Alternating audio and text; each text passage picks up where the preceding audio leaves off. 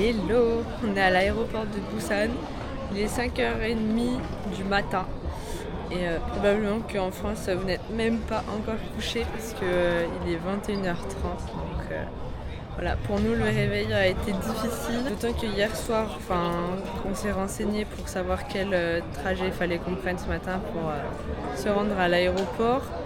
On a vu que les bus, n'importe quel bus à Busan, n'acceptait pas les valises. Donc du coup, on était soit obligé de prendre le métro, ce qui impliquait de prendre 3 métros différents, soit la solution qu'on a préféré faire, c'est prendre un taxi. On a payé 10 € je crois, pour deux, donc très abordable.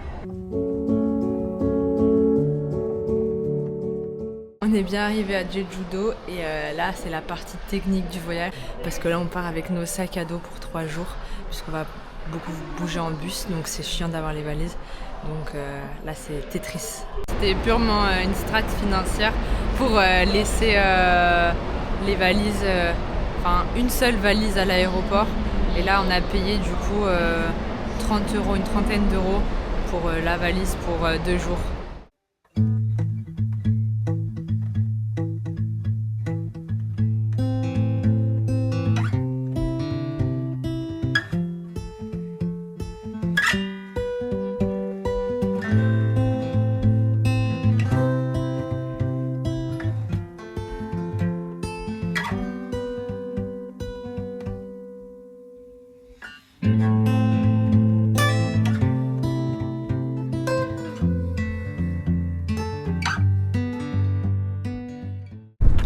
Plein entraînement Pékin Express.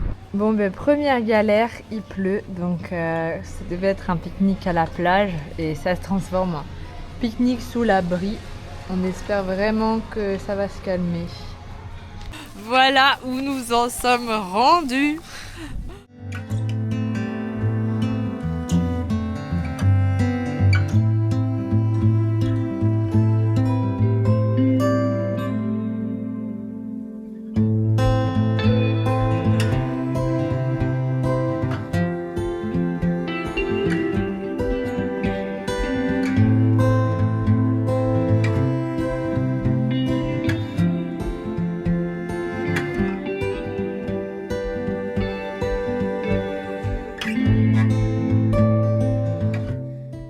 En attendant la prochaine visite, on s'accorde une petite pause bonbon. On a pris notre deuxième bus. On a fait gaffe, on s'est calé sur le timing des bus, du coup on a un peu dû abréger la fin de la visite, mais sinon le bus suivant était dans 50 minutes. Donc voilà, c'est juste de l'organisation qu'il faut avoir.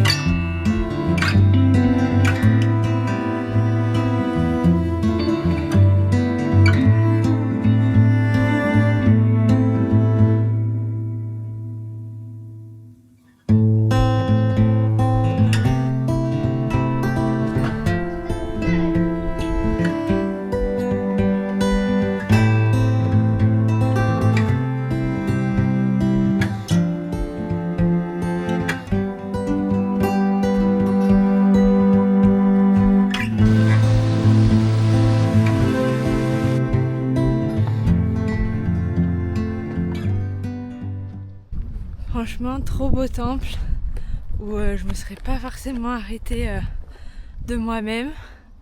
Lucas a dit allez on y va et il a eu encore une fois raison. C'était magnifique et je pense qu'il prend sa place dans le top 3 des plus beaux qu'on a vu jusqu'ici. Voilà, ouais, vraiment sympathique. On se dirige vers le dernier arrêt de bus pour la journée. Sinon d'ailleurs à propos de nos sacs, à chaque fois qu'on arrive dans un temple. On les pose à l'entrée sur un banc quoi.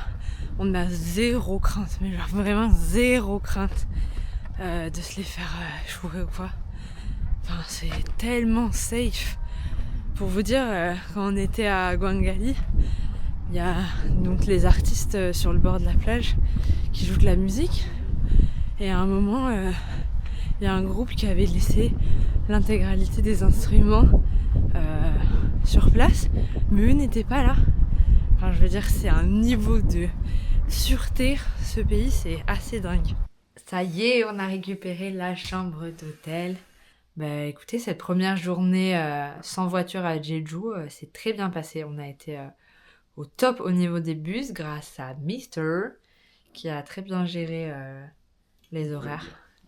Et aussi grâce à leur application Kakao Map. Ah ouais, vraiment, elle est bien foutue. Qui est très très à jour au niveau de l'arrivée des bus, donc ça aide aussi. C'est la régalade ce soir, barbecue coréen. Donc ici on a des œufs, de la sauce, on fait griller notre viande qu'on a fait mariner dans la sauce soja. Voilà. Bah voilà, je crois qu'il n'y a rien à ajouter. On s'est régalé. Ils aiment tellement les clémentines qu'ils ont des magasins vraiment dédiés où ils ont 1 milliard de choses en lien, et Lulu a acheté une carte postale. Ils ont ça et les bonhommes en pierre. Voilà la carte. Mignonne. De retour sur la route avec notre sac à dos. Il est 10h, donc là on est toujours à Seogwipo, là où on a passé la nuit. Et on va aller voir une cascade qui est dans la ville. Ensuite on va prendre le bus pour aller à un village traditionnel.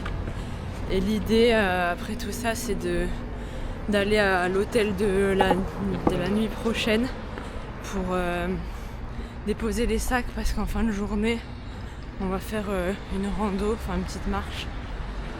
Du coup voilà, faut qu'on se décharge parce que là ça pèse. Il est déjà insupportable alors. Ouais.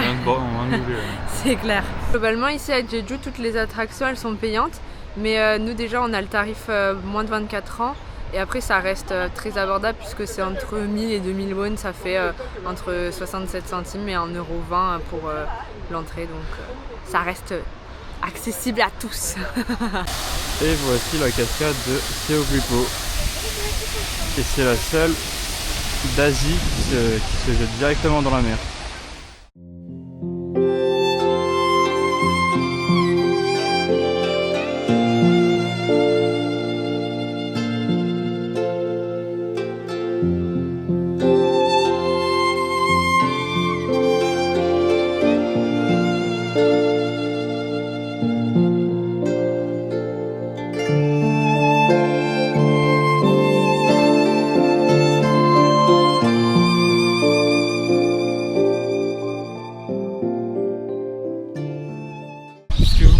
Ici c'est des doll Arebang, donc Arebang pour grand-père et doll pour statue de pierre. On en retrouve sur toute l'île de Jeju et en fait c'est des figures protectrices de l'île. Un nouvel exemple de la Corée full confiance, un magasin où il n'y a aucun vendeur, il y a juste la bande là à la droite. Sinon ben voilà, hein. Le magasin est vide, enfin il y a des clients mais il n'y a personne quoi. C'est une folie d'avoir autant confiance. Une des particularités, nombreuses particularités de l'île de Jeju avec les mandarines, c'est aussi le porc noir, donc comme on peut le voir ici. Et en fait, donc déjà c'est une espèce qui est endémique à l'île. Elle évolue bien ici. Et là on voit en fait la statue, on voit mal, mais le petit gamin il est en train de chier. Parce que les porcs noirs de l'île ils étaient nourris avec les excréments d'humains, et ça pour deux raisons. La première c'est que déjà sur l'île il n'y avait pas de système de filtration, enfin de canalisation, donc c'était vachement pratique de donner de la merde aux cochons, et en plus de ça ça permettait de les nourrir sans faire des frais supplémentaires pour les paysans de l'île. Du coup, cette visite et le temple qu'on a fait hier et aussi le temple qu'on a fait à Busan, tout ça, c'est des visites que Lucas avait trouvées grâce à notre fameux ChatGPT. C'est une folie quand même quand on y pense. Parce qu'il faut se dire qu'on a acheté un guide et les 3 là, on les avait même pas sur le guide. C'est fou. Et du coup, Lucas, il expliquait que pour faire ses recherches comme ça, il demande les lieux d'intérêt. Et il fait que demander et encore et encore et encore. Et du coup, ça lui sort une liste qu'après nous, on va venir rentrer sur Google Maps. On se crée une liste spécifique pour chaque voyage. Derrière, on peut voir sur le plan où sont situés chacun des lieux. Et ça nous permet de faire notre jour par jour. Ça y est, on a déposé les affaires à l'hôtel. Franchement, check-in le plus rapide de l'histoire. Il nous a vu arriver. Il a dit Lucas, on a dit oui. Il a donné la carte. Il nous a donné la carte. Il nous a dit c'est là. Et voilà, fin de l'interaction.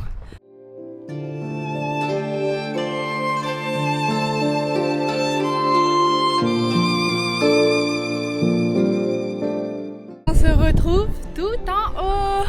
Bon ben fin de l'aventure parce que le chemin pour monter en haut il est fermé. Je pense que l'admission, c'est écrit fin des admissions. Donc je pense qu'on arrive trop tard. On verra ça pour demain matin.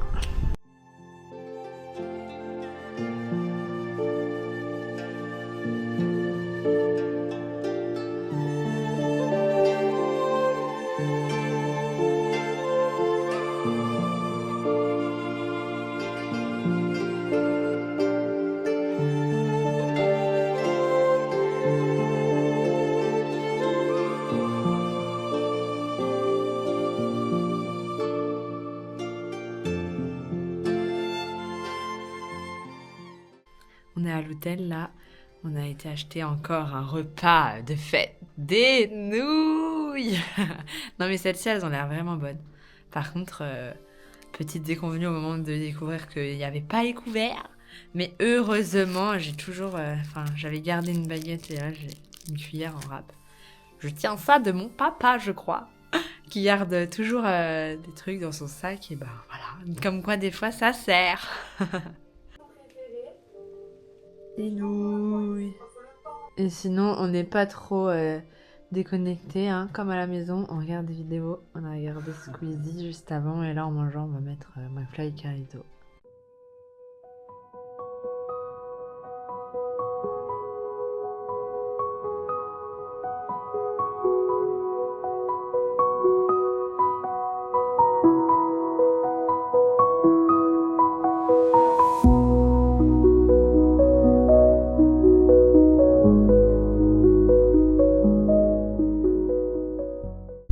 Après un quart d'heure de montée, on est au sommet et on attend le spectacle, le lever de soleil sur la mer, ça va être trop beau.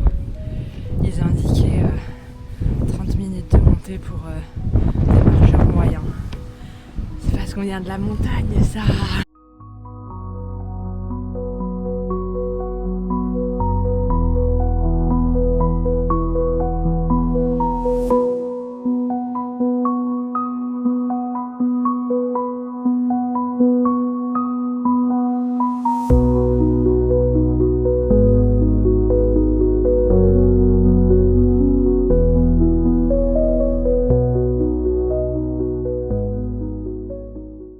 Bon ben voilà, il est même pas encore 8h et on a déjà fait notre premier spot de la journée. Ouais, c'est super.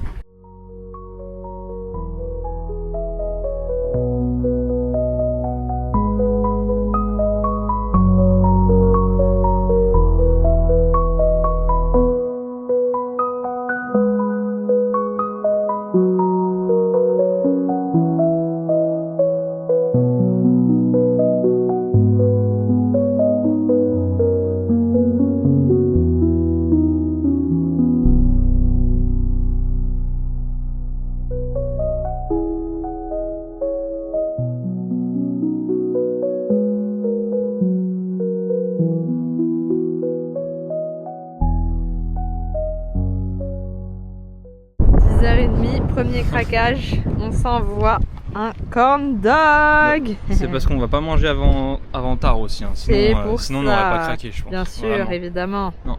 Ouais.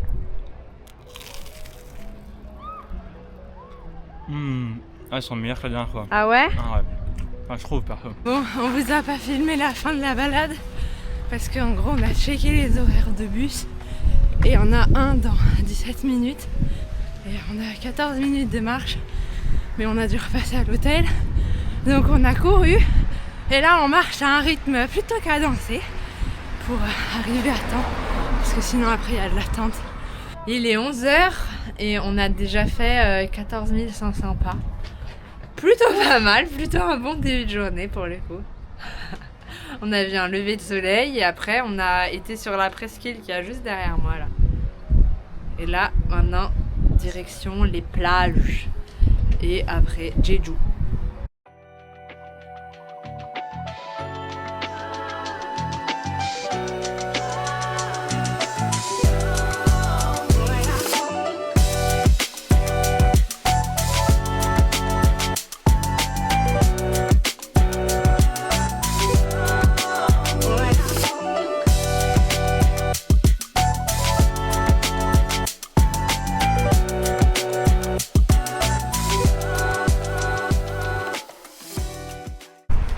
Après quelques arrêts sur les plages, nous voici à Jeju-si, la capitale de l'île de Jeju.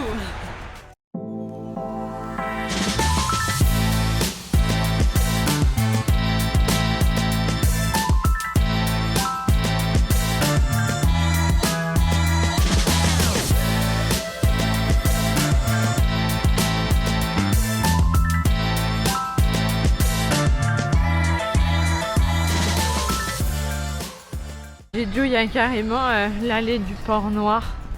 Bon là il est encore un peu tôt donc c'est pas très animé. Mais j'imagine que le soir ça l'est un peu plus. On a retrouvé notre valise, donc là on est en train de refaire le transfert avant d'aller à la sécurité. On a profité pour peser les sacs qu'on avait avec nous là pendant ces 2 jours. Lucas il avait un sac de combien? 5,70. 5,70 et moi un peu plus de 7 kilos sur le dos, voilà. C'est ça d'être une femme et de prendre trop d'affaires. On vient de dépasser une barre symbolique. C'est vrai? Ouh, nos premiers 30 000 pas. Trop bien. Enfin, pas rien, parce que les 30 000 pas on les a déjà fait. Fier de vous annoncer que on va tout de suite les récupérer dans un bon burger. Le burger il est incroyable. On est de retour à Séoul. Et cette fois-ci, on va loger dans le quartier de Hongdae. Et d'ailleurs, là, on est devant le logement. On n'a qu'une hâte, c'est d'aller dormir. Alors, voilà, on va pas traîner plus au dodo.